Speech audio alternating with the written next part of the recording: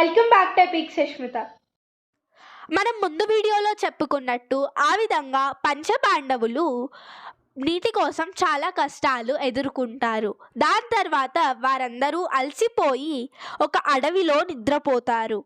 అయితే వీరందరికీ కాపలాగా ఉండడానికి భీముడు నిద్రపోకుండా మెలకువలోనే ఉంటారు. అయితే వీరందరికీ తెలియని ఒక విషయం ఏంటంటే అడవిలో హిడింబ అనే ఒక పెద్ద రాక్షసుడు ఉన్నారు. ఈయనకి ఒక చెల్లి కూడా ఉంది. ఆమె పేరు హిడింబి.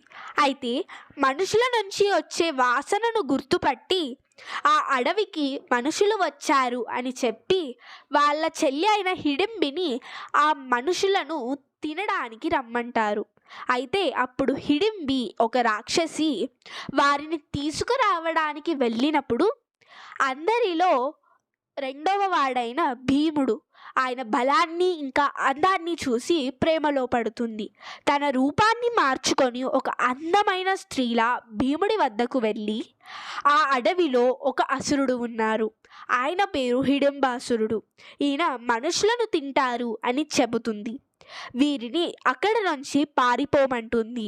కావాలంటే తన శక్తులను వాడి వారిని చిటికలో మాయం చేస్తాను అని కూడా చెబుతుంది. కానీ తన కుటుంబాన్ని పోరాడే కాపాడుతాను అని చెబుతారు భీముడు. దాంతో ఇంకా ఏం మాట్లాడలేకపోతుంది హిడింబి. అప్పుడే హిడింబాసురుడు తన చెల్లి అయిన హిడింబి ఎంతసేపటికి రాకపోవడంతో అక్కడికి వస్తారు. ఆమె రూపాన్ని చూసి ఆశ్చర్యపోతారు. దాని తర్వాత ఏం జరిగిందో తెలుసుకోవాలంటే నెక్స్ట్ వీడియో చూడండి. ఇలాంటి మరిన్ని వీడియోస్ కావాలంటే please like, share and subscribe. Thank you.